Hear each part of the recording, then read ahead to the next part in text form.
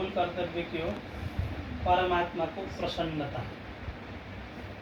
परमात्मा भनेको त्यो चाहिँ अहिले डिसाइड गर्ने बेला भएको छैन। रिड गर्न पर्यो, पढ्न पर्यो, गर्दै गर्नु पर्यो। तिम्रो हिसाबले डिसाइड गर्न चाहिँ भएन। तर पढे लेखेको व्यक्तिले, त्यसैमा स्टडी गरेको व्यक्तिले, त्यसैमा मास्टर गरेको व्यक्तिले भन्छ भने चाहिँ अब म फेरि किन पढिरहँ त्यही कुरा। उहाँले पनि पढेर भ्याएर त्यही कुरा पत्ता लगाइसक्नुभयो हैन। जस्तै यहाँबाट नारायणी कति टाढा छ? 20 मिनट एउटा नारायणी। आज नारायणीको जल छर्किनुपर्छ अरे भनेर भन्यो कसैले। तिमी ठ्याक्कै हिँडेथ्यौ नारायणी जान भनेर। कोही व्यक्ति नारायणीबाट आउँदै रहेछ लोटामा जल लिएर। तिमीले जल भेटाइसक्यो, छर्किन तिमीलाई मिलिसक्यो भने फेरि नारायणी किन जाने? परेन नि। तिमीलाई बस नारायणीको जल छर्किन न थियो, पाइहाल्यौ तिमीले, हो कि? कोही के गर्छन्, वहाँ जाऊ पुग आऊ त्यसपछि छर्किनुभन्दा प्राप्त भइसकेको छ छर्किहालौँ भनेर छर्किहाल्छ। कोही आफूले जानेर खोजेर स्टडी गरेर निर्णय गर्छ। पढे लेखेर जानेर फिक्स गरिसकेका कुरो सुनेर निर्णय गर्छ। कसको कुरो सुन्ने त? गुरुहरूको धेरै हुनुहुन्छ। स्कुलमा गयो भने त्यो गुरु एउटा भन्नुहुन्छ, उता गयो भने त्यो गुरु एउटा भन्नुहुन्छ। सबै गुरु त मास्टर गरेको। त्यसरी नै साइन्सको टिचरले the best education is the science education भन्छ। म्याथको टिचरले संसार सब गणित हो भन्छ हैन। नेपालीको टिचरले जति मजा नेपालीमा छ त्यति अरूमा केमा छ भन्छ। सबै आफ्नो विषयमा स्पेसलिस्ट हुन् हैन। सबैले आफैलाई नै बढाइ चढाइ गर्छन्, कसैले गर्दैन। अब तिमी एसएलसी दिएर एसई दिएर पास भएर बसेपछि घरमा 20वटा कलेज आउँछ। हाम्रो कलेज बेस्ट, हाम्रो कलेज बेस्ट। यी सबै कलेजमा पढायो भने त्यही सब्जेक्ट हो। ओके, बेस्ट त सबैले आफ्नोले भन्छन्, भन्छ नि भन्दैन। तर बेस्ट उनीहरूले भनेर निदो गर्न मिलेन नि त। उनीहरूले बेस्ट भन्दैमा भन्न मिलेन नि त। वास्तवमै बेस्ट चाहिँ के हो त भनेर भन्दा अब कसरी थाहा पाउने कुन कलेज बेस्ट हो भनेर भन्दा कसरी थाहा पाउने भने जुन कलेजहरूले पनि त्यो कलेजको सपोर्ट लिन्छन्,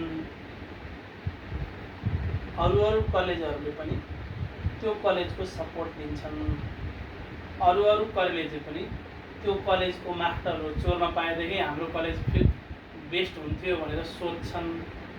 अरू कलेजहरू पनि जुन कलेजको तुलनामा र्याङ्कको लेभलमा उदाहरण दिँदा त्यो कलेज जस्तो बन्न पर्यो है भनेर एक्जाम्पल दिन्छन् भने त्यो कलेज बेस्ट। जो अरू कलेजहरूले पनि अनुसरण गर्छन् त्यो चाहिँ थाहा पाइन्छ, त्यो चाहिँ थाहा पाइन्छ। अरू कलेज अक्सफोर्डको जस्तो अनुशासन चाहिन्छ भन्छन् भनेपछि उनीहरू अक्सफोर्डलाई ठुलो मान्दो रहेछन्। उनीहरू अनुशासन, त्यो स्थिति, त्यो सबै व्यवस्थापन कस्तो बनाउन खोजिरहेछन् अक्सफोर्ड जस्तो भनेपछि उनीहरूले नै स्वीकार गरिरहेछन्। यद्यपि कलेजै हो, पढाइ उही हुन्छ र पनि उनीहरूलाई पनि के लागिरहेको छ, हामीभन्दा ठुलो कलेज हो भनेर उनीहरूलाई लागिरहेको छ।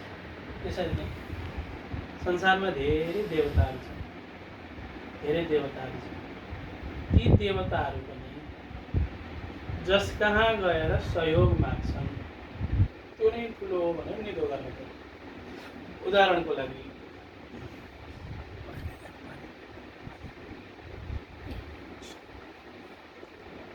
तिमीलाई भागवत थाहा छ?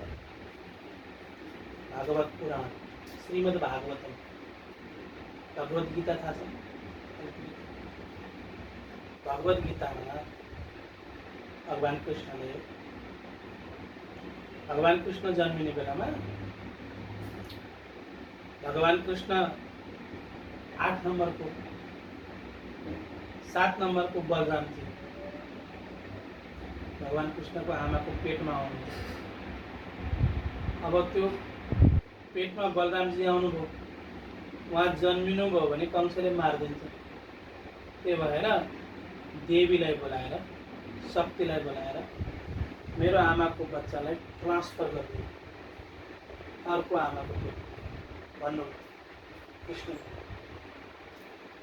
यो स्टोरी थाहा छ, धेरै कुरा थाहा छैन।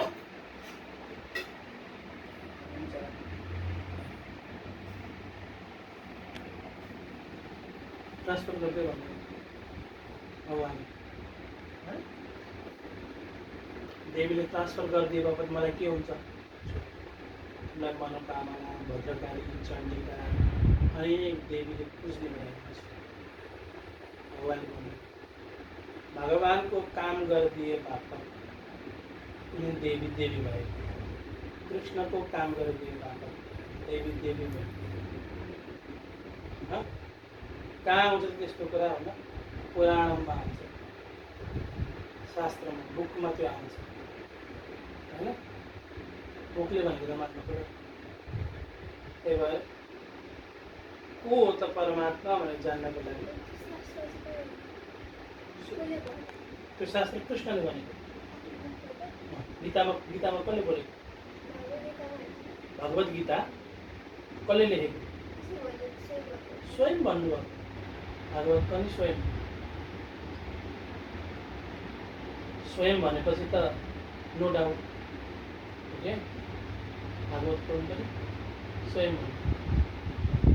व्यासजी बनेर आएर कृष्ण भगवान नै व्यासको स्वरूपमा आएर उहाँले एकदम लेख्नु, सबै भिजुलाइज गर्नु।